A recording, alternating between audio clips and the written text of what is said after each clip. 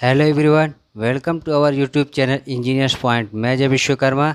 आज मैं आप लोगों के लिए जो सब्जेक्ट लेके आ रहा हूँ, ठीक है, उसका नाम है repair and maintenance of building, जो कि आप लोगों के बहुत ज़्यादा ऑन डिमांड पे था ये सब्जेक्ट। तो मैंने क्या किया कि मैंने सोचा कि चलो यही सब्जेक्ट आप लोगों के लेके आ रहा हूँ, क्योंकि आपके पास क्या है, समय कम है।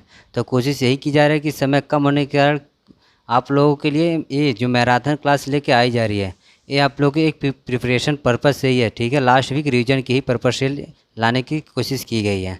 इसमें बात की जाएगी कुछ क्वेश्चंस, ठीक है। मैक्सिमम क्वेश्चंस कराए जाएंगे और जो भी क्वेश्चन कराए जाएंगे उनके सारे एक्सप्लेनेशन कराए जाएंगे, क्योंकि अगर क्वेश्चन कम भी हो गए तो कैसे कैसे क्वेश्चन अलग अलग टाइप से पूछे जा सकते हैं उनको भी यहाँ डिस्कस की जाएगी। तो हमारा पर्पज़ यही है कि आप लोग का एग्ज़ाम और बेहतर हो और अच्छा हो। तो आई होप आप सभी लोग अच्छे होंगे और आप लोग की प्रिपरेशन अच्छी चल रही है। तो चलिए मैं कोशिश करता हूँ फर्स्ट क्वेश्चन को सॉल्व करने की। इसमें फर्स्ट क्वेश्चन की बात की जाए तो फर्स्ट क्वेश्चन में कही जा रही है कि किसी भवन में कितने प्रकार की दरारें होती हैं। क्या कही जा रही है, दरारें पूछी जा रही हैं। तो कह रहे हैं कि अगर बिल्डिंग में बात करें, बिल्डिंग में क्रैक्स कितने प्रकार के होते हैं। तो अगर मैं क्रैक्स की बात करूँ बिल्डिंग में, तो बिल्डिंग में क्रैक्स क्या होते हैं, दो तरीके के होते हैं। कितने के होते हैं, टू टाइप्स होते हैं। टू टाइप्स ऑफ क्या होते हैं, क्रैक्स होती है किसमें, बिल्डिंग में। अगर इन दोनों टाइप्स की बात करूं तो पहला होता है हमारा नॉन मूविंग, ठीक है। क्या होता है, नॉन मूविंग, जो कि कहीं मूव नहीं करता। अगर मान लो एक सरफेस पे हो गई, ये मेरी क्या हो गई, एक मेरी सरफेस है किसी बिल्डिंग के, किसी भी मान लो स्लैब हो गई, कॉलम हो गई, बीम हो गई। तो अगर ये सरफेस है तो इस पर कही जा रही है कि इस पर क्या होगा, एक जगह एक क्रैक होगी, यहाँ से मूव नहीं होगी। मान लो अगर इस जगह पे है इसकी क्रैक, तो क्या होगी, इस जगह से कहीं और जगह मूव नहीं करेगी। तो क्या होती है, नॉन मूविंग होती है। मतलब कि इससे क्या कह सकते हैं, ये क्या होती है, ये सैलो होती है। मतलब बहुत कम होती है, ये कम जगह पे ही दिखती है। और साथ में इसको क्या कह सकते हैं, इसका मतलब रीजन क्या होता है, अकर करने का रीजन क्या होता है, ये होता है श्रिंकेज के कारण। श्रिंकेज आप पढ़ चुके होंगे। श्रिंकेज के कारण क्या होती है, ये क्रैक्स हमारे सरफेस पे शो ऑफ करते हैं। तो ये श्रिंकेज होती क्या है, श्रिंकेज होती है जब कोई, ठीक है, किसी एक जगह से मॉइस्चर, ठीक है, इसके वॉल्यूम का रिड्यूस होना। जब कोई वॉल्यूम रिड्यूस होती है अपनी जगह से तो क्या होती है, वो श्रिंक करती है। श्रिंक की क्या होती है, श्रिंकेज कहलाती है। जब श्रिंक होती है तो क्या करती है, वॉल्यूम रिड्यूस होती है, तो क्रैक्स यहाँ डेवलप हो जाते हैं। क्या होते हैं, इसके ऐसे बगल में क्रैक्स हल्के हल्के आने लगते हैं। तो क्या होती है, नॉन मूविंग होते हैं, एक जगह पे ही होते हैं। तो यहाँ क्या होते हैं, नॉन मूविंग क्रैक्स होते हैं। दूसरे बात क्रैक्स की बात करूँ तो दूसरा क्रैक्स होता है हमारा मूविंग क्रैक्स होता है। कौन सा होता है, मूविंग क्रैक्स। मतलब अगर एक जगह आई तो अगर एक जगह से स्टार्ट हो रहा है सरफेस पे, अगर मान लो इस जगह की बात करिए, मान लो इस जगह एक मेरा सरफेस, अगर यहाँ पे क्रैक्स हो रहा है तो क्या ये डेवलप होता, क्या करेगा, किनारे साइड में जाएगा और बहुत सारी जगह मूव करता चला जाएगा। तो इसे कह सकते हैं कि ये किस कारण होती है, ये क्या होता है, वाइडर होते हैं, जो आपको दिख जाते हैं इजीली आपके सरफेस पे। और इसका रीज़न क्या होता है, ये होते हैं जब बहुत ज़्यादा लोडिंग लगती है। इसका रीज़न क्या होता है, अकर करने का रीज़न ये होता है कि जब एक्सेसिव फोर्स, मतलब जितना लगना चाहिए उससे ज़्यादा अगर फोर्स कहीं लग जाए किसी मेंबर या किसी स्ट्रक्चर पे, किसमें, कंक्रीट में, तो क्या होती है, एक्सेसिव स्ट्रेस के कारण क्या होती है, एक्सेसिव स्ट्रेस के कारण क्या होती है, अकर करती है कौन सी, मूविंग क्रैक्स। तो मैं बता दिया कि दो क्रैक होते हैं। तो हमारा क्या हो जाएगा आंसर, यहाँ से ऑप्शन ए करेक्ट हो जाएगा। दो कौन से होते हैं, दो होते हैं। क्या होते हैं, भवन के दरार होते हैं। अब मैं आता हूँ सेकंड क्वेश्चन में। कह रहे हैं कि ये बताइए कि किसी संरचना में क्रीप का मान, पूछ रहे हैं कि क्रीप का मान बढ़ता है। तो ऑप्शन में बता रहे हैं कि बताइए कि कौन सा वैल्यू होगी। तो अगर मैं ऑप्शन ए की बात करूँ तो कह रहे हैं आर्द्रता बढ़ने पर, मतलब कि ह्यूमिडिटी अगर इंक्रीज कर रही है तो भी क्रीप का मान बढ़ता है। या पूछ रहे हैं कि पानी की मात्रा बढ़ने पर, या पूछ रहे हैं कि टेम्परेचर घटने पर, या कह रहे हैं कि आर्द्रता घटने पर या ह्यूमिडिटी घटने पर। अगर मैं क्रीप को एक्सप्लेन करूँ तो देखो क्रीप होता क्या है, यहाँ मैं बता रहा हूँ। देखो क्रीप जब होती है, जो रीजन क्या होता है, क्रीप होता है सस्टेन्ड लोडिंग, ठीक है। जो सस्टेन्ड लोडिंग लगती है टाइम डिपेंडेंट होती है। कितना, जो डेड लोड होती है हमारी बिल्डिंग पे वो सस्टेन्ड लोडिंग में आती है ना। वो एक बार अगर आपने किसी मेंबर को बना दी तो क्या होती है, वो जब तक आपकी बिल्डिंग होती है तब तक वो वर्क करती है। तो होती है क्या, टाइम डिपेंडेंट होती है। जैसे जैसे टाइम बढ़ता जाएगा तैसे जैसे क्या होगा, क्रीप बढ़ता रहता है। लेकिन क्रीप के और भी क्या फैक्टर होते हैं। जब क्रीप बढ़ता है, ठीक है, जब क्रीप बढ़ता है कब, जब टेम्परेचर भी क्या होता है, इंक्रीज होता है। जब टेम्परेचर भी इंक्रीज होता है तो क्या होगा, क्रीप भी बढ़ेगा। लेकिन क्या होती है, जब ह्यूमिडिटी जब डिक्रीज करती है तब भी क्या होता है, ह्यूमिडिटी जब डिक्रीज करेगी तब भी क्या होता है, हमारी क्रीप बढ़ती है। समझ गए। तो आर्द्रता, आर्द्रता क्या होगी, अगर हमारी कम होगी तो हमारी जो क्रीप होती है वो भी क्या होगी, बढ़ जाएगी। ये भी क्या हमारा रीजन है। आगे समझ। अब मैं आता हूँ नेक्स्ट क्वेश्चन पे। तो यहाँ से अगर मैं ऑप्शन में देखूँ तो मेरे ऑप्शन में क्या बताया गया है, इसमें बताया गया है कि जो हमारा ये डी ऑप्शन है ये क्या हो जाएगा, हमारा करेक्ट हो जाएगा, क्योंकि आर्द्रता घट रही है तो क्या हो जाएगी, हमारी क्रीप का मान बढ़ जाएगा। अब मैं आता हूँ नेक्स्ट क्वेश्चन में। कह रहे हैं 3 में कि जंग को रोकने के लिए, जो जंग कोरोजन होती है वो कंक्रीट के, ठीक है, रोकने के लिए कंक्रीट प्रयोग किया जाता है। कौन सी कंक्रीट प्रयोग की जाती है जब जंग होती है, किसमें, हमारी कंक्रीट में। तो जंग होती क्यों है, आप देखिए कई बार कि जब हम किसी, ठीक है, स्टील बार को ही ले लो, अगर कोई स्टील बार है, अगर स्टील बार को किसी, ठीक है, खुले जगह पे रख दो तो क्या होता है, इसमें थोड़ी थोड़ी जंग लगने लगती है, थोड़े थोड़े क्या होते हैं, इसके लेयर पे जंग लगने लगते हैं। क्यों होते हैं, क्योंकि एटमॉस्फेयर से क्या करता है, मॉइस्चर को एब्जॉर्ब करता है। क्या कहता है, मॉइस्चर जो हमारे एटमॉस्फेयर में अवेलेबल होता है उसको क्या करते हैं, एब्जॉर्ब करके क्या होते हैं, जंग लगने लगते हैं। तो इसीलिए कहते हैं क्या कि जंग को रोकने के लिए कंक्रीट में क्या किए जाते हैं, कंक्रीट में कौन से प्रयोग किए जाते हैं। तो हम क्या करते हैं कि हम अगर कंक्रीट, मान लो आप कोई स्ट्रक्चर बना रहे हैं, ये मेरी मान लो स्ट्रक्चर है, यहाँ कई सारे कंक्रीट है, इसमें क्या, ये मेरा एक लेयर है, स्टील बार है, यहाँ कंक्रीट लगा रहा है। अगर मान लो अगर आपने इसमें स्पेस ज़्यादा दे दिया तो क्या करेगा, मॉइस्चर इसमें एब्जॉर्ब करके अंदर चला आएगा इसके मेंबर में, तो क्या हो, जिसमें कोरोजन जंग लगने लगेगी ना, जिससे क्या मेरा अगर होगा, ये फेल होने के चांसेस बढ़ते जाएंगे धीरे धीरे, टाइम टू टाइम। तो हम क्या करते हैं, इसके अंदर की क्या करें, हम इसके पोर्ट्स को ढक दें, मतलब इसके जो वाइट्स होंगे अंदर उसको क्या करें, इतनी ईजिली मतलब इसमें ना कर दें कि इसमें क्या एयर आराम से पास कर जाता। हम क्या करते हैं, इसकी जो वाइट्स होते हैं उनको भर देते हैं, कोशिश करते हैं कि वो भर दें। तो मतलब कह सकते हैं कि जो हमारी लेस परमिबिलिटी होती है, कम पारगम्यता होती है, ठीक है, इससे क्या होगी, हमारी जंग को इसके थ्रू से हम क्या करते हैं, रोक सकते हैं, कोरोजन को क्या कर सकते हैं, रिड्यूस कर सकते हैं। तो कह सकते हैं कि जो ऑप्शन ए है ये क्या होगी, हमारी कम पारगम्यता से हम क्या करते हैं, जंग को रोक सकते हैं। ऑप्शन ए क्या मेरा यहाँ करेक्ट है, हो गई। अब मैं आता हूँ नेक्स्ट क्वेश्चन। देखो अगर ऑप्शन और की बात करें तो कह रहा है कम ऊष्मीय प्रमाण, देखो कम ऊष्मीय का कोई फर्क नहीं पड़ता। सी में कह रहे हैं कि अधिक मोटा मिला हुआ, देखो जो अगर मोटा ज़्यादा मिलाओगे तभी क्या होगी, इसमें स्पेस ज़्यादा बन जाएगी, किसमें, मेरे मेंबर में, तो जिससे क्या होगा, इसके फेल के होने के चांसेस बढ़ जाएंगे। फिर कह रहे हैं कि अधिक सीमेंट की मात्रा, अधिक सीमेंट मिलाने से क्या होगा, हमारे जंग को कोई रोकने के चांसेस नहीं, बल्कि ये क्या हो जाएगी, हमारी मेंबर इकोनॉमिकल हो जाएगी, तो ये हमारा कोई जंग रोकने के चांसेस नहीं है। अब मैं आता हूँ नेक्स्ट क्वेश्चन में। फोर्थ में कह रहे हैं कि चिनाई, ठीक है, जो मेरे चिनाई जोड़ हैं, दरारों के मुख्य कारण क्या होते हैं। जब देखते हो कई बार जब कोई मेंबर बनाते हो, जब चिनाई करते हो, ठीक है, मशीनरी जब जॉइंट बनाते हो कहीं पे, तो यहाँ कौन से क्या होते हैं, दरार होने के मुख्य चांसेस किसके कारण होते हैं, वो होते हैं किसके कारण, हमारे सल्फेट के कारण। सल्फेट का एक सबसे ज़्यादा रीज़न होता है कि ये हमारा क्या होता है, इफ्लोस्केंस पढ़े होंगे, उत्फूलन एक वर्ड पढ़े होंगे, ठीक है, क्या होती है, एक उत्फूलन, ये आपने पढ़े होंगे बीएमसी में। जब आप, ठीक है, ब्रिक वगैरह की जब बनाते हो तो उसमें क्या होता है, पोटेशियम सल्फेट वगैरह की मात्रा अगर बढ़ जाती है, जिससे क्या होते हैं, उत्फूलन के रीजन बन जाते हैं, जिससे क्या होते हैं, हमारे दरारें बनने के चांस हो जाते हैं, ठीक है, पैच बनने लगते हैं। तो इसी को क्या करते हैं, रिड्यूस करने के लिए क्या करते हैं, हम अपने अलग अलग मेथड्स यूज करते हैं। लेकिन यहाँ पूछ क्या रहे हैं, दरारों के मुख्य कारण की बात कर रहे हैं, तो क्या हो जाएगा, सल्फेट हमारा करेक्ट आंसर हो जाएगा। क्या हो जाएगा, हमारा सल्फेट करेक्ट आंसर हो जाएगा। अब हम आते हैं नेक्स्ट क्वेश्चन पे।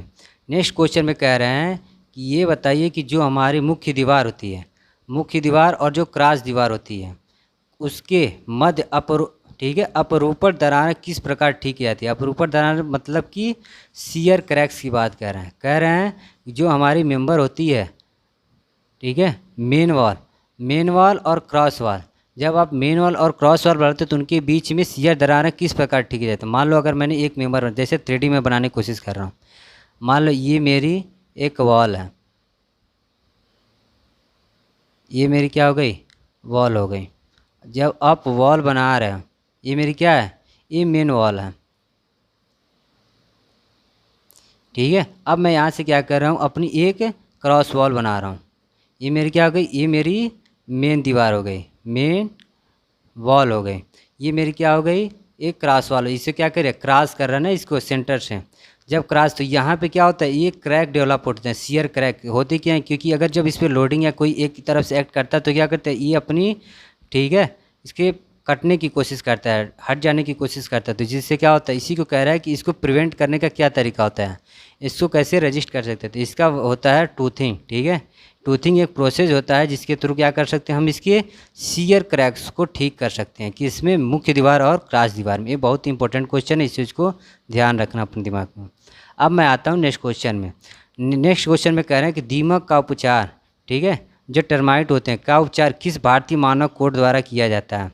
ये IS कोड का एक पूछ रहे हैं कि कौन सा IS कोड होता है जो, ठीक है, दीमक के उपचार के लिए हम प्रयोग करते हैं। तो दीमक के उपचार के जो हम प्रयोग करते हैं वो कौन सा होता है, वो हमारा होता है IS, ठीक है, IS 6313 63 होता है। IS 6313 जो होती है वो दीमक के उपचार के लिए यूज़ करती है। ये 2 टाइप्स के होते हैं, ठीक है, 2 पार्ट में इसको डिवाइड किया गया, पार्ट 1 एंड पार्ट 2 में। ये भी कई बार आपको पूछ देगा कि दीमक के उपचार में जिस कोड IS 6313 की यूज किया जाता है वो कितने पार्ट का होता है। तो कितने पार्ट का होता है वो 2 प्रकार का होता है, A और B मान लो 2 टाइप्स के होते हैं। ये बहुत ज़्यादा ये भी पूछा गया आपके एग्जाम में क्वेश्चन, बल्कि यहाँ क्वेश्चन तो नहीं है लेकिन मैंने इसे बता दिया कि आपके 2 टाइप्स के होते हैं। अब देखो इसका यूज क्या होता है, दीमक के उपचार के लिए हम इस कोड में बताया क्या गया, इस कोड में ये बताया गया है जो हमारी वुड होती है, ठीक है, या लेदर हो गए, लेदर के प्रोडक्ट हो गए, या कोई प्लास्टिक प्रोडक्ट हो गए, इन्हीं सबों के कारण जो टर्माइट जो दीमक के द्वारा क्या होते हैं, इन्हें, ठीक है, इनकी वॉल्यूम को रिड्यूस किया जाता है या इनके क्या कहते हैं ख़राब होने के चांसेस को ही क्या कहते हैं प्रिवेंट करने के लिए ही बताया गया है इन सब के बारे में। किसमें, IS 6313 में। करेक्ट हो गया, इस चीज़ को आप याद रखना। अब हम आते हैं नेक्स्ट क्वेश्चन में।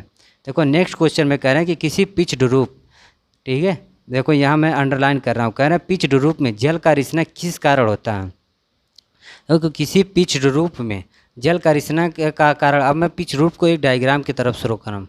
चलो मैं डायग्राम में बना रहा हूँ एक बिल्डिंग की, ज़्यादा अच्छा बनेगा नहीं लेकिन कोशिश करना इमेजिन करके समझने की कोशिश कर लेना, ठीक है।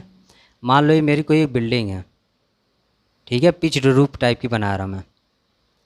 ये क्या हो गई, यही जो पिच्ड रूप होते हैं क्या, एक स्लोपिंग, ठीक है, जो स्लोप वाली छतें होती हैं वो क्या होती हैं, वो पिच्ड रूप होती हैं। तो जब ऐसे स्लोप करते हो, ठीक है, ये टीन सेट या जो भी जैसे आप इसको बनाते हो, तो क्या हो गई, ये हमारी पिच्ड रूप हो गई, ये छत जो होगा हमारा ढलान हो गई।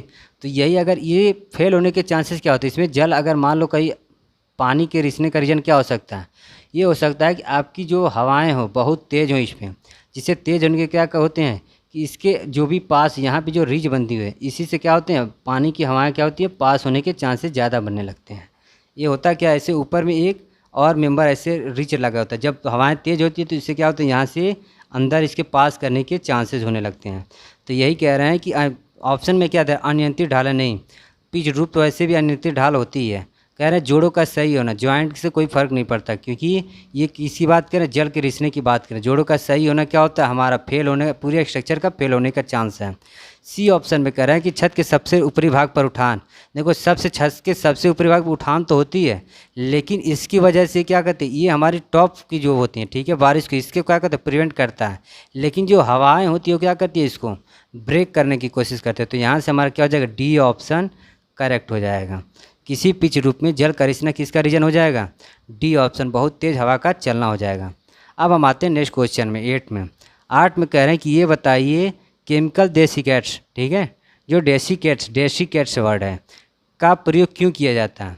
देखो जो केमिकल डेसिकेट्स होते हैं वो एक तरीके से केमिकल के ही, ठीक है, प्रोडक्ट होते हैं। वो होते क्या, जो हमारी एटमॉस्फेयर में, ठीक है, मॉइस्चर होता है, तो उसी को रिड्यूस करने के लिए क्या करते हैं, केमिकल डेसिकेट्स यूज करते हैं। किसको, नमी को कम करने के लिए, नमी या कह सकते हो मॉइस्चर को कम करने के लिए क्या करते हैं हम केमिकल डेसिकेट्स का प्रयोग करते हैं।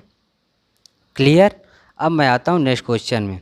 नेक्स्ट क्वेश्चन में कह रहे हैं कि ये बताइए कि यदि किसी भवन में आपको सुरक्षित और कंफर्टेबल फील कराने के लिए किस तरह के भवन का प्रयोग किया जाएगा। क्वेश्चन दोबारा ध्यान देना, सुरक्षित और कंफर्टेबल फील कराने की बात की जा रही है।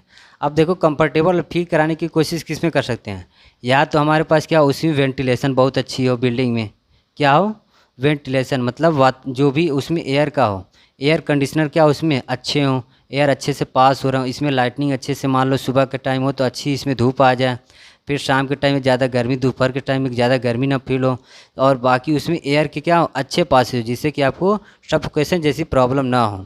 तो ये सारे क्या हो, आपको इसी भवन में सुरक्षित करने, फील कराने और ठीक है कंफर्टेबल फील कराने के क्या होते हैं, ये रीज़न होते हैं। तो आप इस ऐसे ही सारे क्या करते हो, ऐसे वर्क को ही अपनी अडॉप्ट करते हो किसी अच्छी बिल्डिंग को बनाने के लिए, ठीक है। तो ये क्या होते हैं, अगर मैं ऑप्शन में बात करूँ तो यहाँ कह रहे हैं कि बस एसी की बात कर रहे हैं। आप बस किसी बिल्डिंग में एसी लगा दो, ये कोई पर्पज़ नहीं है क्या फील कराने के। अगर एसी लगा दोगे तो क्या होगा, वो बस कूल ठंडा रख सकता है। फिर बात कर रहे हैं बी में कह रहे हैं कि एच वी एसी का तो जानते पूर्ण एयर कंडीशनर, और बाकी एच वी एसी का मैं पूरा नाम अगर बता रहा हूँ, इसका पूरा नाम होता है एच वी एसी का हीटिंग, ठीक है, heating ventilation and air condition, ठीक है, एयर कंडीशनिंग क्या हो जाएगी, ये हमारी होती है एच वी ए सी का फुल फॉर्म होता है। क्लियर, ये होती है ये। अब मैं आता हूँ सेकंड में, कह रहे हैं H E A C heating and air conditioning, ठीक है। इसमें कह रहे हैं वेंटिलेटर, तो वेंटिलेटर ये सब लगा कोई यूज नहीं है। तो यहाँ हमारा सबसे करेक्ट क्या है, अगर आप में क्या हो हीटिंग वेंटिलेशन ठीक हो और एयर कंडीशनिंग ठीक हो तो क्या करोगे, आप बिल्डिंग में सेफ और कंफर्टेबल फील कराने की कोशिश करते हो। तो यहाँ से हमारा क्या हो जाएगा, ऑप्शन बी करेक्ट हो जाएगा। सही है, आप किसी भी बिल्डिंग को सुरक्षित और कंफर्टेबल फील कराने के लिए भवन में आप HVAC का प्रयोग कर सकते हो। HVAC means heating ventilation and air conditioning. अब मैं आता हूँ नेक्स्ट क्वेश्चन में। नेक्स्ट क्वेश्चन हम बात कर रहे थे किसी भवन के रैंप ढाल का मान, ठीक है, रैंप ढाल की मान पूछा जा रहा है। तो रैंप होता है क्या, मैंने बताया कि फिजिकली जो डिसेबिलिटीज होती है या जो एल्डर जो बूढ़ा बुजुर्ग लोग होते हैं उन लोगों के लिए क्या करते हैं, हम ऐसे प्रोसेस लेते हैं कि हम ऐसा बनाते हैं कि मान लो वो लोग इजीली, ठीक है, किसी जगह पे एक फेस से एक सरफेस से दूसरे सरफेस को जा सकें। तो होता क्या, कई बार आप देखिए एक ऐसे, ठीक है, प्लेन बनाई जाती है। प्लेन क्या होती है, स्टेयर टाइप की होती है, तो यही क्या होती है, हमारी रैंप कहलाती है। तो इसी रैंप का ही क्या पूछ रहे हैं, स्लोप पूछ रहे हैं कि कितनी होनी चाहिए। तो इसकी स्लोप कितनी होती है हमारी, ये 1/50, ठीक है। एक ओरिजेंटल और एक वर्टिकल लेके चलते हैं। 1 मीटर अगर ओरिजेंटल जा रहे हो तो 15 सेंटीमीटर के आसपास का क्या करोगे, इतने वर्टिकल चलोगे। ओके, रैंप किसी भवन के रैंप के लिए ढाल का मान कितना होगा, 1/15 लेते हैं। और किसके लिए रैंप यूज किया जाता है, जो एल्डरली फिजिकल होते हैं, ठीक है, फिजिकल डिसेबिलिटीज, उनके लिए जो रैंप बनाई जाती है एक फेस से दूसरे सरफेस से दूसरे सरफेस जाने के लिए ये यूज किया जाता है। ऐसे भी क्वेश्चन पूछे जा चुके हैं। अब मैं बात कर रहा हूँ वेंटिलेशन कितने प्रकार का होता है। देखो वेंटिलेशन हमारे यहाँ यूज किया जाता है कितने प्रकार से, 3 प्रकार से। अब मैं तीनों के नाम बता रहा हूँ। 3 कितने होते हैं, वेंटिलेशन कितने टाइप्स की होती है, वेंटिलेशन होती है 3 टाइप्स की। अब मैं बात कर रहा हूँ इसके फर्स्ट की, ये होती है कि हमारी नेचुरल होती है। नेचुरल का मतलब ये हो गया जो हमारी क्या नेचुरल एयर वगैरह जो भी हमारी बिल्डिंग में क्या हो आराम से पास हो सकें, ठीक है, अंदर आ सके, वो क्या होती है, नेचुरल हमारी वेंटिलेशन कहलाती है। बी होती है हमारी मैकेनिकल, जैसे एसी वगैरह लगा के, ठीक है, मैकेनिकली आप कोई यूज करके उसके क्या करते हो, वेंटिलेशन बना कर रखते हो अपनी बिल्डिंग में। सी होता है मिक्स होता है, या कह सकते हो मिक्स्ड, ठीक है, नेचुरल एंड मैकेनिकल दोनों मिलके क्या कहते हैं, मिक्स्ड जो मिक्स्ड मेड वेंटिलेशन होती है, यही क्या होती है, थर्ड प्रकार की वेंटिलेशन होती है। इसे कितने प्रकार से वेंटिलेशन को डिफाइन किया गया, 3 टाइप से। करेक्ट। अब आते हैं नेक्स्ट क्वेश्चन में। तीसरे में पूछ रहे हैं कि ये बताइए कि डीपीएम से क्या अभिप्राय है, मतलब कि डीपीएम का फुल फॉर्म इस ऑप्शन में बताने की कौन सा करेक्ट है। तो डीपीएम का पूरा नाम होता है डैम प्रूफ मेम्ब्रेन। यहाँ आंसर जो दी गई है ये गलत है। यहाँ हमारा जो करेक्ट ऑप्शन क्या है हमारा, dam proof membrane.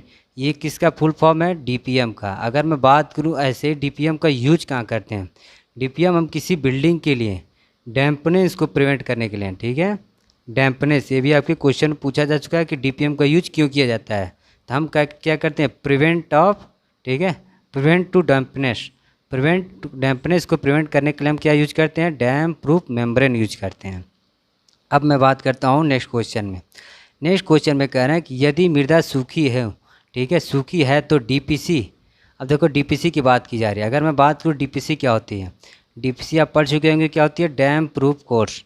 Dam proof course, dam proof course का क्या होता है, डीपीसी होती है। डीपीसी कह रहे हैं कि अगर ये जो हमारी सॉइल है, सॉइल क्या ड्राई है, अगर मेरी सॉइल ड्राई है, तो इस केस में कह रहे हैं कि हमारा जो मटेरियल यूज करोगे वो कौन से मटेरियल यूज करोगे। तो अगर मेरी सॉइल ड्राई है, सॉइल सूखी है, ठीक है, तो हम क्या करेंगे, मोटे मिलावे का प्रयोग करेंगे। किसके, मोटे मिलावे को प्रयोग करके हम क्या करते हैं, इसे प्रिवेंट करते हैं। किसके लिए, डीपीसी के लिए। तो हमारा ऑप्शन क्या हो जाएगा, बी करेक्ट हो जाएगा।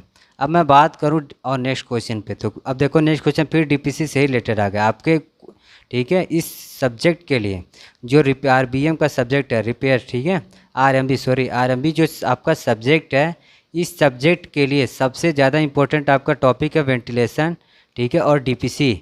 और बाकी जो भी आपके स्टेयर जो भी टॉपिक है, ठीक है, टाइप्स तो बहुत ज़्यादा पूछे जा रहे हैं कि ये कोई मटेरियल है उसकी कितने टाइप्स होते हैं, या उनको कोड वगैरह प्रोविज़न, ये सब बहुत ज़्यादा पूछा है। तो ये किस चीज़ को आप ध्यान रखना। अब देखो यहाँ पूछे जा रहे हैं कि डीपीसी, ठीक है, डीपीसी जो पदार्थ कितने भागों में बांटी गई है। अगर मैं डीपीसी को डिवाइड करूँ, तो डीपीसी तो मैंने बता दिया डैम प्रूफ कोर्स होता है। डीपीसी हमारा कितने प्रकार से डिवाइड किया है, डीपीसी को हमने डिवाइड किया है 3 टाइप्स में। कितने टाइप्स में, 3 टाइप्स में।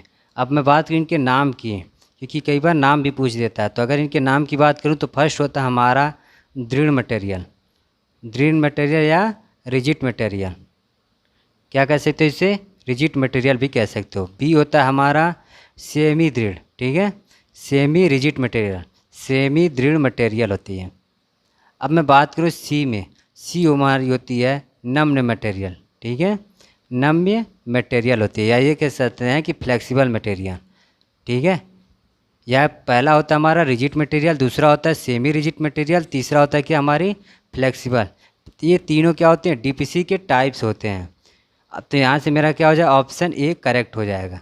अगर मैं बात करूँ इन्हीं तीनों टाइप्स की, ठीक है, तो देखो नेक्स्ट क्वेश्चन भी इसी के बेस पे पूछ रखा है कि सीमेंट कंक्रीट किस डीसीपी, ठीक है, किस डीपीसी जो डैम प्रूफ कोर्स होता है डीपीसी, उसी की पूछ रहे हैं कि किसका उदाहरण है, कौन, सीमेंट कंक्रीट। अगर मैं बात करूँ इन सारे, ठीक है, 3 टाइप्स के मटेरियल की, तो 3 टाइप्स के मटेरियल जो होते हैं, ए के लिए जो करेक्ट ऑप्शन, ठीक है, जो दृढ़ मटेरियल होता है इसका एग्जाम्पल क्या होता है, इसका एग्जाम्पल होता है दृढ़ मटेरियल के लिए जो भी आप सीमेंट कंक्रीट यूज करते हो, ठीक है, जो भी सीमेंट कंक्रीट यूज करते हो, या कह सकते हो कि जो स्टोन पत्थर यूज करते हो किस में होते हैं, वो हमारे होते हैं दृढ़ मटेरियल होते हैं, ठीक है। अगर मैं बात करूँ सेमी दृढ़ के लिए, अगर मैं बात करूँ सेमी दृढ़ के लिए, तो जो सेमी दृढ़ होती है वो क्या होती है हमारी, एसफाल्ट। एसफाल्ट जो आप बिटुमिन वगैरह यूज करते हो क्या होती है, सेमी दृढ़ डीपीसी में आती है। कह सकते हैं जो एसफाल्ट आती है वो क्या होती है हमारी, सेमी दृढ़ होती है। अगर मैं बात करूँ नम्य या फ्लेक्सिबल मटेरियल की, अगर फ्लेक्सिबल डीपीसी की बात करूँ तो जो भी हमारी प्लास्टिक सीटिंग की मटेरियल होती है, प्लास्टिक सीटिंग की मटेरियल होती है वो क्या होती है हमारी, फ्लेक्सिबल डीपीसी में आती है। तो मैंने तीनों के एग्जाम्पल, तीनों के नाम बता रखे। ये तो चीज़ आप बहुत ज़्यादा इंपॉर्टेंट, इस चीज़ को ध्यान रखना। तो यहाँ पूछ रहे हैं 15 में, सीमेंट कंक्रीट, जो सीमेंट कंक्रीट है वो किस डीपीसी मटेरियल का उदाहरण है। तो मैंने बता दिया कि किस मटेरियल का उदाहरण है, दृढ़ मटेरियल, या कह सकते हैं इसे रिजिड मटेरियल। रिजिड मटेरियल का क्या है, एग्जाम्पल है सीमेंट कंक्रीट, या कह सकते हैं स्टोन भी किसका एग्जाम्पल है, दृढ़ मटेरियल का। अब हम आते हैं नेक्स्ट क्वेश्चन में। ये नेक्स्ट क्वेश्चन में कह रहे हैं कि एसफाल्ट, एसफाल्ट देखो जो मैं बता दिया वही दोबारा पूछ रहे हैं कि डीपीसी मटेरियल का उदाहरण है, ठीक है, किस डीपीसी मटेरियल का एग्जाम्पल है। डीपीसी यहाँ भी है, डैम प्रूफ कोर्स का एग्जाम्पल बताना। एसफाल्ट, एसफाल्ट मैंने बता दिया किसका होता है, सेमी दृढ़। जो सेमी रिजिड मटेरियल होती है उसका एग्जाम्पल क्या होता है हमारा, एसफाल्ट होता है। अब हम आते हैं नेक्स्ट क्वेश्चन में। नेक्स्ट क्वेश्चन में कह रहे हैं कि ये बताइए जो कुर्सी तल होती है, ठीक है, प्लिंथ लेवल होती है, वो डीपीसी करने के लिए कंक्रीट के, ठीक है, किस ग्रेड का प्रयोग करते हैं। जो आप बनाते हो बिल्डिंग, अगर अब मैं यहाँ बात करूँ एक बिल्डिंग की, चलो यहाँ मैं बता रहा हूँ, इसको क्लीन कर रहा हूँ। अगर मैं किसी प्लिंथ लेवल की बात करूँ, प्लिंथ लेवल पे कह रहे हैं कि ये बताइए कि जो आप डीपीसी यूज करते हो वो कितना ग्रेड होता है। प्लिंथ लेवल होता है क्या है, कोई भी जो बिल्डिंग बनाते हो, ठीक है, जो इसके बॉटम साइड में सब स्ट्रक्चर होते हैं, ऊपर क्या होते हैं हमारे सुपर स्ट्रक्चर होते हैं। ये जो डिफाइन करती है, ये क्या होती है हमारी लाइन, यही प्लिंथ लेवल हमारी शो करती है बिल्डिंग की। तो मान लो यहाँ से मेरी कोई बिल्डिंग है, तो अब यहाँ पूछ रहे हैं कि इस वाले लेवल पे, प्लिंथ लेवल पे कौन सी डीपीसी, किस ग्रेड की डीपीसी यूज करोगे। तो हम कौन सी ग्रेड की यूज करते हैं, M50, M15 की ग्रेड की यूज करते हैं। और M15 की ग्रेड का नॉर्मल मिक्स रेशियो क्या होता है, 1:2:4। ये भी आपका क्या है, बहुत ज़्यादा इंपॉर्टेंट है, इस चीज़ को आप याद रखना। अब मैं आता हूँ अब क्वेश्चन पे। तो देखो क्वेश्चन में हमारा क्या हो गया, ऑप्शन ए करेक्ट होगा, क्योंकि ऑप्शन ए में क्या इन्होंने बता रखे हैं कि M15 होता है। अब हम आते हैं नेक्स्ट क्वेश्चन में। नेक्स्ट क्वेश्चन में पूछ रहे हैं कि फेरो सीमेंट जो होती है उसकी कितनी मेथड है। देखो दोबारा यहाँ टाइप्स मेथड की बात की जा रही है। तो जो हमारी फेरो सीमेंट होती है इन्हें भी मैं क्लीन कर रहा हूँ, इस चीज़ को पहले अपने, ठीक है, पॉज करके ये सारे नोट्स जो भी हैं ये सारे इन्हें लिख लेना अपने। अब मैं इन्हें क्लीन कर रहा हूँ। तो अब मैं बता चुका हूँ कि डीपीसी, ठीक है, डीपीसी के टाइप्स। अब जो क्वेश्चन नेक्स्ट पूछ रहा हूँ किसके बारे में पूछ रहा है, ये पूछ रहा है कि ये बताइए ये जो फेरो सीमेंट है ये कितने, इसकी कितने मेथड है। अगर मैं बात करूँ फेरो सीमेंट होता क्या है, देखो फेरो सीमेंट ऐसा मटेरियल है जो हमारे सीमेंट को ही, ठीक है, इसको मॉडिफाइड करके जो स्टील की मेस होती है, ठीक है, जो जाल होती है, जो, ठीक है, स्टील की जो मेस होती है जाल के रूप में क्या करते हैं हम सीमेंट में इसे फिक्स करके यूनिफॉर्मली डिस्ट्रीब्यूट कर देते हैं। मान लो ऐसे पतली की एक जाल होती है, इसी जाल को क्या करते हैं सीमेंट में हम इसे घोल में रख के, ठीक है, इसे एक जिस भी सरफेस पे लगाने हो तो वहाँ क्या करते हैं ऐड कर देते हैं और यूनिफॉर्मली डिस्ट्रीब्यूट करते हैं किसे, अपने मटेरियल को। और इस मेस जो जाली बनी होती है हमारी उस जाली को क्या करते हैं यूज करते हैं। वही कह रहे हैं कि इसके कितने मेथड होते हैं। इनके मेथड की बात करूँ तो ये होते हैं, ये भी 3 प्रकार के होते हैं। फेरो सीमेंट की जो मेथड होते हैं कितने होते हैं, 3 प्रकार के होते हैं। अगर इनके मेथड की बात करूं तो फर्स्ट होता है आर्मेच्योर, ठीक है, फर्स्ट होता है आर्मेच्योर सिस्टम। इसमें क्या करते हैं एक स्केलेटन टाइप की मेस होती है उसको क्या करते हैं पूरे यूनिफॉर्मली फेस कर देते हैं किसमें, अपने मेंबर जहाँ भी ऐड करने होते हैं। ये हो गई मेरी फर्स्ट। अब मैं बात करता हूँ सेकेंड, 3 प्रकार के होते हैं। तो जो दूसरा होता है वो क्या होता है क्लोज्ड होता है। क्लोज्ड मतलब इसको जहाँ भी हम लगाते हैं उसको पूरे फेस को, ठीक है, एक तरीके से क्लोज करके पूरी घुमा के क्या करते हैं ऐड कर देते हैं। ये होती है हमारी क्लोज मोल्ड सिस्टम होती है। अब मैं बात करता हूँ सी, 3 प्रकार के। तो थर्ड होता है हमारा इंटीग्रल, ठीक है, इंटीग्रल मोल्ड सिस्टम होती है। ये आपका इसके बारे में ज़्यादा डिटेल नहीं पूछेगा, बस ये इसके नाम पूछ सकता है और पूछ देगा नाम तीनों तो दे देगा ऑल ऑफ द एबव। मान लो ऑप्शन में ये दे दिया, ये दे दिया, बी दे दिया, सी दे दिया, तो पूछ लेगा कि इसमें से कौन फेरो सीमेंट की मेथड है। तो ऑल ऑफ द एबव, अगर D option all of the above होगा तो क्या होगा डी करेक्ट कर देना। तो यहाँ से क्या हो जाएगा हमारा, बस मेथड पूछ रहा है कितने, तो 3 हैं, 3 क्या होगा हमारा आंसर हो जाएगा। अब हम आते हैं नेक्स्ट क्वेश्चन में। नेक्स्ट क्वेश्चन की अगर मैं बात करूँ तो नेक्स्ट क्वेश्चन कह रहे हैं कि 19 में कि पेंट में मुख्यतः कितने अवयव होते हैं। पेंट में कह रहे हैं कि कितने अवयव, कितने कंपोनेंट होते हैं किसमें, पेंट में। तो पेंट में अवयव होते हैं कितने हमारे 6 होते हैं। पेंट में कंपोनेंट की बात की तो 6 होते हैं। अब मैं अगर 6 के नाम बताऊं, ठीक है, तो हमारे पेंट के कंपोनेंट की बात करूं, ठीक है, कंपोनेंट्स ऑफ पेंट्स की बात करूं तो ये होता है हमारा बेस। बेस क्या होता है, बेस हमारा जो भी आप मटेरियल यूज करते हो पेंट में, तो जो बेस के लिए प्रयोग किया जाता है वही क्या होते हैं बेस होते हैं। जैसे कई मटेरियल होते हैं जिंक ऑयल वगैरह, ये सारे क्या होते हैं बेस में आते हैं। ऐसे में बात करूँ बी की, बी में कह रहे हैं कि व्हीकल, व्हीकल क्या होते हैं, ये भी क्या है कंपोनेंट है किसका, पेंट का। तीसरा होता है हमारा सॉल्वेंट, ठीक है, सॉल्वेंट होता है। डी होता है हमारा पिगमेंट होता है, जो कलरिंग के वगैरह के काम आता है। पेंट में जो कलर देखते हो किस कलर के किसके कारण होता है, पेंट के कारण। सॉल्वेंट क्या होता है, जो हमारी, ठीक है, वाहक होती है, जो इसको एक अलग थिनर मटेरियल में यूज करते हैं उसको क्या करते हैं सॉल्वेंट कहते हैं। एक होती है हमारी फिलर मटेरियल होती है, ठीक है, एक होती है हमारी क्या फिलर कंपोनेंट होता है किसमें, पेंट में। और लास्ट वाला होता है 6, क्या होता है ड्रायर होता है, जो उसे सुखाता है, ठीक है, ड्राई करता है, तो उसको ड्रायर होते हैं। तो मैंने बता दिया कंपोनेंट ऑफ पेंट के कितने होते हैं, 6 होते हैं। कौन कौन से, base, vehicle, solvent, pigment, filler और ड्रायर होते हैं। ये मैंने 6 के नाम बता दिया आपको, और 6 के बारे में मैंने थोड़ा एक्सप्लेन भी कर दिया। इसके एग्जाम्पल भी बता देंगे, एक वीडियो लेकर आएंगे पेंट के बारे में।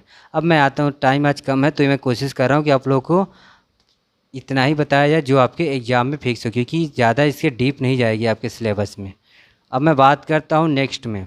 नेक्स्ट में कह रहा है कि जो पेंटिंग की, ठीक है, पेंटिंग की हुई सरफेस पर चमकदार धब्बा दिखना क्या कहलाता है। जब आप कोई सरफेस को पेंट करते हो, ठीक है, तो पेंट करते हो तो कह रहे हैं कि ये सरफेस जो चमकता है वो क्या कहलाता है, वो कहलाती है हमारी फ्लैशिंग।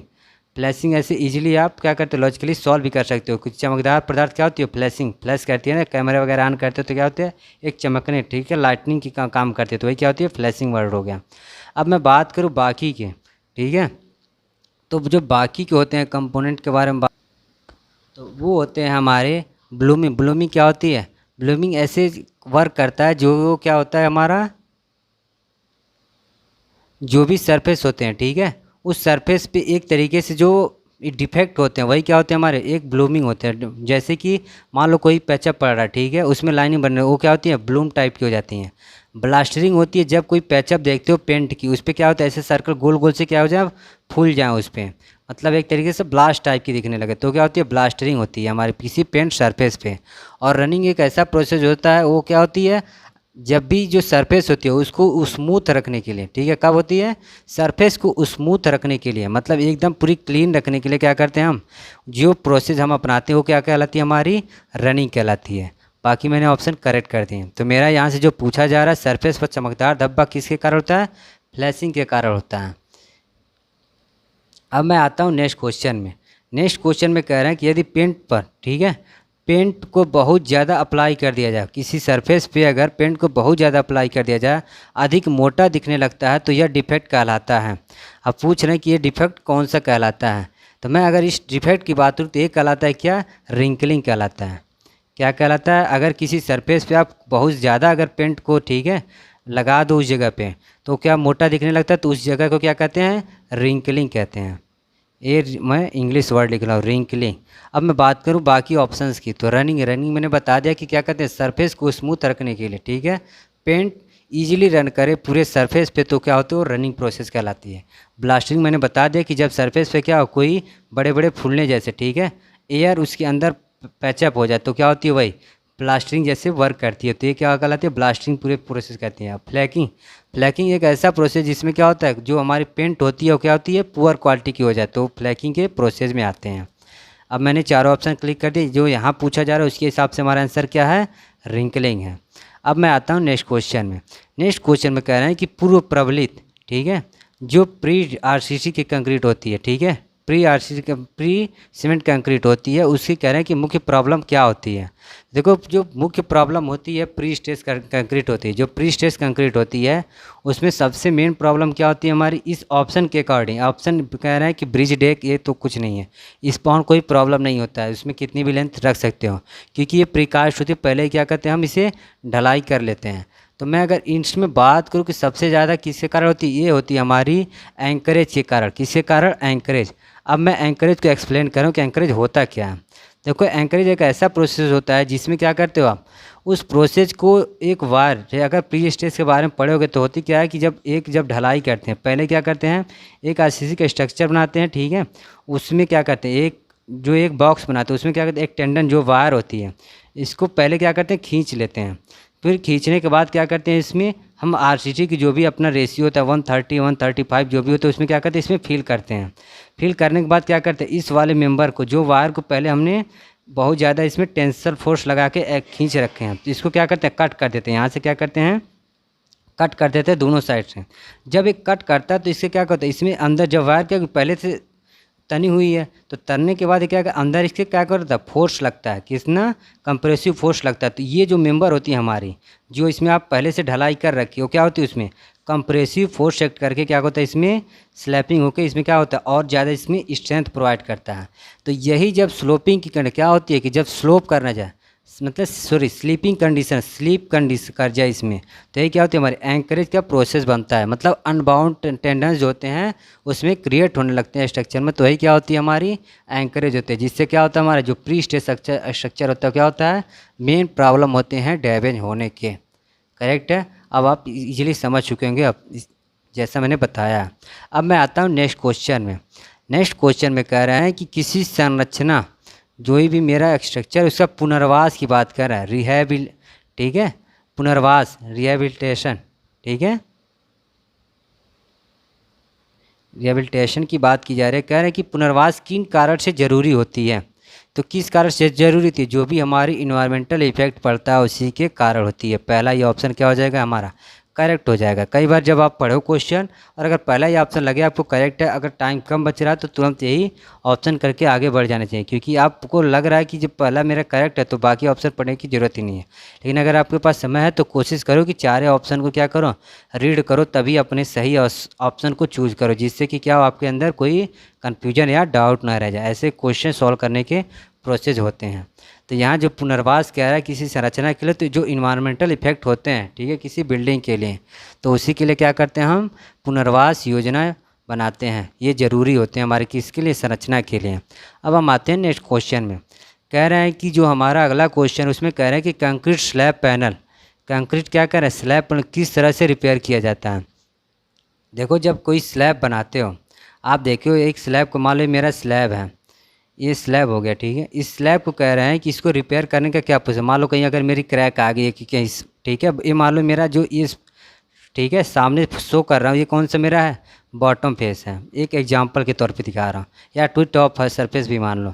तो हो गया, मान लो यहाँ कर मेरी ऐसे क्रैक आ रही है, तो कह रहे हैं कि ये जो कंक्रीट स्लैब बना उसको कैसे रिपेयर करोगे। तो ये जो होती है हमारे एक्सटर्नल, ठीक है, बाहरी बॉन्डिंग, क्या करते हैं बाहर से कोई एक बॉन्डिंग यूज करके क्या करते हैं इसको हम ढक देते हैं, और इसमें जो भी अपनी ग्राउटिंग या जो भी प्रोसेस होते हैं उसके थ्रू क्या करते हैं इसका रिपेयर करते हैं। तो वो होती है हमारी क्या, बाहरी बेंडिंग के नाम से जानी जाती है। क्यों करते हैं, ये बाहरी बेंडिंग ही हमारा क्या होता है, ईजी प्रोसेस होता है किसी स्लैब को, ठीक है, रिपेयर करने के लिए। हमारा सबसे ऑप्शन क्या हो जाएगा, बी ऑप्शन करेक्ट हो जाएगा। अब मैं आता हूँ नेक्स्ट क्वेश्चन में। कह रहे हैं कि निम्न में से कौन सी जांच संरचना, जांच क्वेश्चन ध्यान से पढ़ो, जांच संरचनात्मक तत्वों के इंस्पेक्शन करने की बात की जा रही है। तो किसी भी जांच संरचना में, ठीक है, तत्वों की इंस्पेक्शन में कौन सा सबसे मेजर जो इंस्पेक्शन होता है वही क्या करते हैं हम यूज करते हैं, किसके लिए, जांच संरचनात्मक तत्वों के लिए। कंपोनेंट किसके लिए की जाती है इंस्पेक्शन में, मेजर इंस्पेक्शन की जाती है। अब मैं आता हूँ नेक्स्ट क्वेश्चन में। नेक्स्ट में कह रहे हैं कि जब कंक्रीट को उच्च दाब और रेत पर पाइप के द्वारा लगाया जाए, जब कंक्रीट कोई मान लो कंक्रीट हो, आप कोई कॉलम, ठीक है, मान लो फ्लोरिंग कर रहे हो किसी वो, ठीक है, अपने स्ट्रक्चर की, ठीक है, उसमें क्या कर रहे हो, फ्लोरिंग कर रहे हो। फ्लोरिंग में क्या कर रहे हो आप, किसी पाइप के थ्रू बहुत ज़्यादा हाई प्रेशर के, और ठीक है, उस पर क्या कर रहे हो, इसकी ढलाई कर रहे हैं, कंक्रीटिंग प्रोसेस कर रहे हैं। तो कह रहे इस प्रक्रिया को क्या कहा जाता है। ये प्रक्रिया जो होती है वो क्या कहलाती है, यूनिटिंग कहलाती है। क्या कहलाती है, यूनिटिंग। जब किसी हाई प्रेशर पे किसी की वर्क को, ठीक है, कंक्रीट के प्रेशर दिया जाए और इसकी ढलाई वर्क की जाए तो क्या कहलाती है, हमारी यूनिटिंग की जाती है। अब ग्राउटिंग तब होती है जब क्या होता है, जब कोई क्रैक आ जाए कहीं, उस क्रैक को भरने के लिए क्या करते हैं, ग्राउटिंग एक प्रोसेस होती है, एक मशीन है, उसके मशीन के थ्रू हाई प्रेशर, ठीक है, जो घोल बनाते हैं, घोल बना के सीमेंट कंक्रीट की, ठीक है, घोल बना के इसमें क्या करते हैं, इसको फिल कर देते हैं, तो वही होती है ग्राउटिंग। और स्प्रेइंग वो प्रोसेस होती है जब हमारा इजीली कोई डिस्टेम्पर वगैरह वर्क कर रहे हो तो वहाँ क्या होती है, स्प्रेइंग के लिए पेंट हो गई या डिस्टेम्परिंग हुई, ये सब क्या होता है स्प्रेइंग थ्रू के सॉल्यूशन होते हैं। बाकी जो सीलिंग होती है, सीलिंग प्रोसेस होती है जब आप कहीं कोई ऐसे वर्क कर रहे हो जैसे पैचअप हो गई, उत्पुलन के कारण कोई पैचअप, तो वहाँ क्या करते हैं सीलिंग प्रोसेस के थ्रू क्या करते हो, सॉल्यूशन देते हो, वो प्रक्रिया क्या कहते हैं, सीलिंग कहलाती है। सीलिंग कई टाइप्स के भी हो सकते हैं। अब मैं बात करता हूँ हनी कॉम्बिंग के। कह रहा हनी कॉम्बिंग कारण होता है, हनी कॉम्बिंग किसके रीजन होता है। तो जैसे मैंने यहाँ बता रहा था कि हाई प्रेशर करके किसी क्या कर स्ट्रक्चर को फ्लोरिंग कर रहे हो, ठीक है, तो ऐसे ही क्या होता है कि हनी कॉम्बिंग प्रोसेस भी इसी के ही एक रीजन से होता है। जैसे कि जब मान लो आप कोई कंपैक्शन कर रहे हो, कंपैक्शन कर रहे हो किसी कंक्रीटिंग वर्क के, तो क्या होता है बहुत ज़्यादा आप कंपैक्शन करने लगोगे, मतलब मल्टी टाइम्स कहीं कंप्रेशन, तो इसमें क्या होता है एक इजीली हनी कॉम्बिंग स्ट्रक्चर बनने लगता है। हनी कॉम्बिंग स्ट्रक्चर इस तरह बनते हैं, एक दूसरे से जुड़े होते हैं ऐसे, ठीक है, कंक्रीट के ही ऐसे लेयर बने होते हैं, एक दूसरे से जुड़े होते हैं, इनके बीच क्या होते हैं, एयर कैच हो जाती है, ठीक है, इनके बीच एयर क्या होती है, फिक्स होती है, वाइट्स बन जाते हैं। तो ये क्या होती है, अपर्याप्त संघनन, मतलब जो अपर्याप्त कंपैक्शन करते हैं उसी के कारण क्या होता है हमारा हनी कॉम्बिंग रीजन होता है बनने का। ये बहुत ज़्यादा पूछा जाता है बहुत सारे एग्जाम में, और आपके बहुत सारे सब्जेक्ट में भी इस चीज़ की जिक्र की गई है। तो इस चीज़ को मैंने बता दिया, क्लियर याद रखना। अब हम आते हैं नेक्स्ट क्वेश्चन में। नेक्स्ट में पूछ रहे हैं कि जांच करते समय यदि ईंट की, ठीक है, ईंट चुनाई संरचना में कोई डिफेक्ट होता है तो उसे शीघ्र ही सही करने के लिए अनुरक्षण रिपेयर का तरीका क्या है। तो कोई भी, ठीक है, जो भी संरचना होती है उसकी ईंट की जो चुनाई संरचना होती है उसके जो डिफेक्ट होते हैं उसको शीघ्र सही करने के लिए कौन सा करते हैं हम, उसे हम करते हैं सेटलमेंट के कारण जो संरचना फेल होती है वही है क्या करते हैं हम प्रोसेस को एडॉप्ट करते हैं। यहाँ से क्या हो जाएगा हमारा बी ऑप्शन करेक्ट हो जाएगा। अब मैं आता हूँ नेक्स्ट क्वेश्चन में। नेक्स्ट को मैं कह रहा हूँ 29 में कि रख रखाव, क्वेश्चन ध्यान से पढ़ो, कह रहे हैं रख रखाव में निम्नलिखित क्रियाएँ शामिल हैं। रख रखाव में निम्नलिखित क्रियाएँ क्या है शामिल हैं, उसी के बारे में पूछ रहे हैं कि बताइए क्या है। तो अगर मैं रख रखाव की बातें करें तो घटक की जगह होती है, वो भी क्या हो, हमारा रखाव की जगह होती है। घटक की मरम्मत करना वो भी हमारी रख रखाव की ही क्रियाएं शामिल है। घटक की सेवा करना ये भी है, मतलब कह सकते हो कि उपरोक्त सभी क्या हमारे रख रखाव में के प्रोसेस होते हैं। अब मैं आता हूँ नेक्स्ट क्वेश्चन में। नेक्स्ट क्वेश्चन में कह रहे हैं 30वें की मशीन जिस बिंदु से मरम्मत की जाती है और परिचालन की स्थिति में लाया जाता है, उस बिंदु से मशीन अपना कार्य करने में विफल होने के समय को कहा जाता है। तो उस वाली बिंदु को जो दोनों काम करता है वो जो डाउन टाइम होता है, ठीक है, जिस टाइम पे काम करना बंद करता है और जिस टाइम पे इसका ब्रेक हो जाता है काम करना, वही टोटल क्या होती है एक मशीन की बिंदु से मरम्मत, ठीक है, मरम्मत कह रहा है और परिचालन का स्टार्ट करना, वही बिंदु की बारे में बात कर रहा है। तो क्या हो जाएगी हमारी डाउन टाइम भी सही होगी और ब्रेक डाउन टाइम, मतलब कह सकते हैं दोनों ऑप्शन क्या हमारे करेक्ट हैं। अब मैं आता हूँ नेक्स्ट क्वेश्चन में। अगले क्वेश्चन में कह रहा है कि डाउन टाइम कास्ट में शामिल है। अब देखो दोबारा पूछ लिया कि डाउन टाइम कास्ट में क्या शामिल होता है। डाउन टाइम में क्या होता है हमारी, जब आपका कोई प्रोजेक्ट हो रहा है, जब वो डाउन टाइम में आ जाती है, जब वो बंद करने के टाइम पे आता है, क्या होता है हमारा जो भी प्रोडक्ट होता है वो भी क्या होता है, उसकी तो नुकसान होती है, उसकी भी क्या होती है लॉस होती है। फिर क्या होता है हमारा जो हमारे लेबर काम करते हैं, ठीक है, जो हमारे एम्प्लॉय होते हैं उनकी क्या, उनकी भी भुगतान की मजबूरी, ठीक है, उनकी जो भी मजदूरी करना होता है, ठीक है, उन्हें भी क्या करना है हमें देने पड़ते हैं, वो भी क्या होती है हमारी एक तरीके से डाउन टाइम कास्ट में ही आती है। बाकी अगर बात करूँ कि किसी हमारी जो भी लॉसेज होते हैं, बिक्री में कमी हो जाती है, वो भी क्या होती है हमारी डाउन टाइम कास्ट में ही शामिल। हम कह सकते हैं कि उपरोक्त सभी क्या होते हैं हमारे डाउन टाइम कास्ट में यूज होने वाले एक फैक्टर हैं। अब मैं आता हूँ नेक्स्ट क्वेश्चन में। नेक्स्ट में कह रहे हैं कि निम्नलिखित रखरखाव का वर्गीकरण नहीं है। अब यहाँ क्या कह रहे हैं, रखरखाव में वर्गीकरण नहीं की बात कर रहे हैं। तो रखरखाव का वर्गीकरण नहीं है, क्या है, समय का रखरखाव, ठीक है, समय पर रखरखाव क्या होता है हमारा एक रखरखाव का कारण नहीं होता है। बाकी जो क्या होते हैं हमारे सुधार करना या किसी चीज़ को उसका प्रिवेंट करना, मतलब निवारक करना या उनको एक लिस्ट अनुसूचित करना, यही क्या होते हैं हमारे रखरखाव के कारण हैं। लेकिन कौन सा नहीं है, समय पर रखरखाव हमारा क्या है उसका वर्गीकरण नहीं है। यहाँ से क्या हो जाएगा हमारा बी ऑप्शन करेक्ट हो जाएगा। अब हम आते हैं नेक्स्ट क्वेश्चन में। नेक्स्ट में कह रहे हैं ये बताइए जो लोड संयोजन होती है उस त्रुटि जो होती है उनमें जो एरर होते हैं वो किसकी विफलता के होते हैं, किस रीजन के थ्रू क्या होते हैं लोड संयोजन में एरर आते हैं। तो वो एरर होते हैं हमारे जो भी आप कोई भी मेंबर बनाते हो स्ट्रक्चर, तो उसमें क्या होता है जब उसमें लोडिंग जब करते हो, ठीक है, अगर डिजाइन लोडिंग करते हो अगर वो फेल हो गए, उसमें कोई एरर आ गई तो किससे कारण होती है, अगर आपने उसमें डिज़ाइन ढंग की ना की हो, डिज़ाइन में क्या हो एरर हो, डिज़ाइन में दोष हो, तो वही क्या होती है हमारी लोड संयोजन में त्रुटि होती है। तो यहाँ से कह सकते हो कि सामग्री, ठीक है, सामग्री तो कोई आपका रीजन नहीं हो सकता कि जो भी लोड संयोजन की बात करें, अगर आपने मटेरियल ढंग की यूज की तो भी हमारा क्या होता है सामग्री दोष नहीं होता। ब्यूरो और प्रारूपण ये पहले ही हमारे सर्वेइंग के जो हमारे होते हैं, पहले जो आप सर्वे करते हो किसी प्रोजेक्ट के, तो हमारी जो त्रुटि होती है वो क्या होती है विवरण और प्रारूपण में आते हैं। तो यहाँ से कह सकते हो कि लोड संयोजन में जो हमारी एरर होती है वो किसकी विफलता होती है डिजाइन दोष के कारण होती है। अब हम आते हैं नेक्स्ट क्वेश्चन में। कह रहे हैं उच्च शक्ति, ठीक है, जो हाई स्ट्रेंथ होती है वाली स्टील की जो होती है भंगुरता की बात करें किस प्रकार की विफलता का कारण होती है। तो जो भी हमारी स्टील होती है, ठीक है, उसमें जो विफलता होती है वो किसके कारण होते हैं, जो हमारी मटेरियल होती है अगर ढंग की आपने मटेरियल को यूज ना किया हो, ठीक है, तो वो क्या होती है स्टील हमारी पहले ही ब्रेक कर जाएगी, ठीक है। यहाँ जो बात कर रहे थे यहाँ किसकी बात, लोड संयोजन, तो यहाँ डिजाइन दोष था, लेकिन जब स्टील में भंगुरता डायरेक्टली क्या हो ब्रिटलनेस आ जाए उसमें, तो किसके कारण होती है हमारी, अगर हम अपने मटेरियल को ढंग की ना यूज किए हों तो वो क्या होते हैं ब्रिटल होने के फेल होने के चांसेस क्या होते हैं बहुत ज़्यादा हो जाते हैं। तो यहाँ से क्या हो जाएगा हमारा डी ऑप्शन करेक्ट हो जाएगा। अब मैं बात करता हूँ नेक्स्ट क्वेश्चन में। नेक्स्ट में कह रहे हैं कि जो प्रबलन में जंग लगना किस प्रकार की विफलता का कारण है। अब प्रबलन जो हमारा स्टील मेंबर होता है, ठीक है, जो आरसीसी होती है इसमें जंग लगने का मेन रीज़न क्या होता है, अगर आपने क्या किया उसे ढंग से रख रखाव नहीं किया, कहीं आपने उसे क्या किया एक सही जो मान लो ये सरिया है मेरी, आप बहुत सारी सरिया को क्या कि एक ऊपर से एक दूसरे के लेयर में रख दिए, अगर इनके बीच एयर का गैप हो गया, ठीक है, या कहीं नमी वाली मौसम जगह पे रख दिए तो क्या हो जाएगी ये इसमें क्या हो जाएगी जंग लगने के चांसेस होने लगते हैं। तो जंग लगेगा तो क्या हो जाएगी ये ज़्यादा जल्दी ब्रेक हो जाएगी हमारी, क्या हो जाएगी ब्रेक होने, तो इससे क्या होगा हमारा वर्क क्या होगा वीक हो जाता है। तो हमारा कह सकते हो कि प्रॉब्लम में जंग लगना किसका कारण होता है रख रखाव का कारण होता है। कारीगर को तो हमारा जो डिज़ाइन करता है उसके कारण जो भी डिफेक्ट होते हैं वो क्या होते हैं, कारीगर कारण होते हैं। अब कह रहे हैं कि नेक्स्ट में 36 में बताइए, जो दरवाजे, डोर और विंडो को पेंट कह रहा है, पेंट करना किस प्रकार का रख रखाव है, पेंट करना किस प्रकार का रखाव है, आप उसको क्या करते हो, प्रिवेंट करते हो, किससे, बारी मॉइस्चर से। तो उसके लिए क्या करते हैं हम, निवारण कह सकते हैं कि निवारण जो रख रखाव होता है उसको पेंट करने के ही एक तरीके से यूज करते हैं। अब मैं बात करता हूँ नेक्स्ट में। नेक्स्ट में कह रहे हैं कि जो बाथरूम टॉयलेट को साफ़ करना किस प्रकार का रख रखाव है। जो बाथरूम होता है, जो आपके टॉयलेट होते हैं, वो किस प्रकार के रख रखाव होते हैं, वो होते हैं आपके रूटीन में आते हैं, क्योंकि क्या करते हो आप, डेली उसको एक तरीके से साफ़ सफाई रखते हो अपने किससे, बाथरूम को। तो ये हमारा रूटीन रख रखाव में आता है। अब आते हैं नेक्स्ट क्वेश्चन में।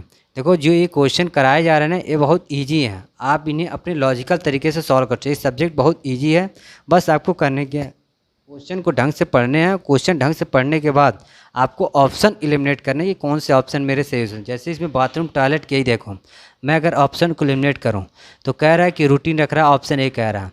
फिर दूसरा ऑप्शन कह रहा है कि पोस्ट मानसून। देखो हमें ये नहीं इंतज़ार करना है कि कौन सा मानसून आएगा तब हम अपने टॉयलेट को, अब बताओ 3 महीने बाद हमारा मानसून चेंज होगा तो क्या 3 महीने बाद अपने टॉयलेट को क्लीन करोगे, नहीं ना। तो इस तरीके से ऑप्शन बी को तो एलिमिनेट कर दो। फिर डी में कह रहे हैं कि ये बताओ कि जो हमारा ये वाला ऑप्शन है, ठीक है, सी वाले में कह रहे हैं कि समय के साथ रखा, समय के साथ तो हम रख रखाव करने की कोशिश नहीं करते। अगर आप टाइम देखोगे, मान लो 1 हफ्ते बाद आपने टाइम दिया रख रखाव करने, ये कोई फिक्स टाइम थोड़े होता है आपको टॉयलेट को साफ़ करने का। प्री मानसून कह रहे हैं, आप मानसून से पहले साफ़ करो, ये भी कोई प्रोसेस नहीं होते। मतलब कह सकते हो कि यहाँ से रूटीन रख रखाव क्या है, हमारा बाथरूम को साफ़ करने का सही रख रखाव है। अब जो 38 में कह रहे हैं कि रख रखाव रिपोर्ट निम्नलिखित के लिए की जाती है, किसके लिए की जाती है, नींव की स्थिति और लकड़ी के काम। ये सही है कि जो भी आपके नींव की स्थिति और लकड़ी के काम होता है, क्या करते हो आप, वो रख रखाव के एक तरीके से टाइप्स होते हैं।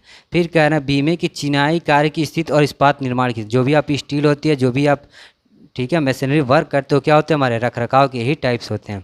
सी में कह रहे हैं कि बोरिंग की स्थिति और प्लास्टर की, जो आप बोरिंग करते हो, ठीक है, और जो आप प्लास्टर करते हो, ये भी क्या होता है, हमारा रख रखाव। अगर आपने ढंग से रख रखाव नहीं किया, आपने इसे मेंटेनेंस नहीं दी, तो क्या होगा, ये सारे फेल होने के चांस हो। तो कह सकते हो यहाँ उपरोक्त सभी क्या हो जाएंगे, हमारे करेक्ट हो जाएंगे।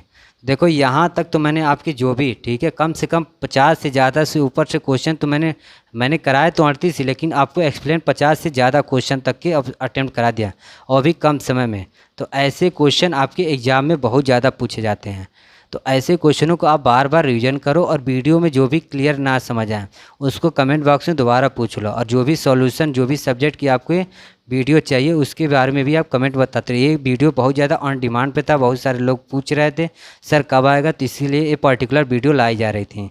तो कोशिश करो कि जिनको भी, ठीक है, जिन्हें भी ज़रूरत हो उन सबको शेयर करो अपने दोस्तों में, और चैनल को सब्सक्राइब करो, जिससे कि जब वीडियो अपलोड हो तो आपके पास अपडेट सबसे पहले आए। और बाकी अपनी जो भी क्वेरीज हो, जो भी पॉइंट ऑफ व्यू हो, जो भी हमारे चैनल, ठीक है, टेलीग्राम चैनल, वहाँ से और बाकी सोशल मीडिया चैनल से पूछ सकते हो।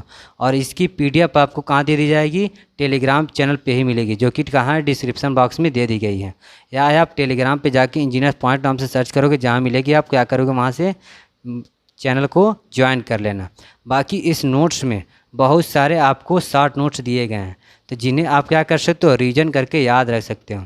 तो अगर आपको यहाँ से भी जो भी नोट्स बनाए गए हैं, इसमें से जो भी डाउट्स होंगे, क्या करना, आप कमेंट बॉक्स में पूछ लेना। ये सारे आपको कहाँ से दे दिए जाएंगे, पीडीएफ मिलेगी, वहाँ से आप रीड करना, और इसको अच्छे से पूरे पढ़ना, क्योंकि ये बहुत इंपॉर्टेंट नोट्स हैं, ठीक है, और जिससे कि आपके एग्ज़ाम में बहुत ज़्यादा हेल्पफुल भी होगा। अगर कोई भी और भी क्यूरीज हो, जैसे बाकी सब्जेक्ट से भी रिलेटेड हो, तो वो भी आप पूछ सकते हो। तो अब मैं यहाँ से एंड करता हूँ सब्जेक्ट। थैंक यू, जय हिंद।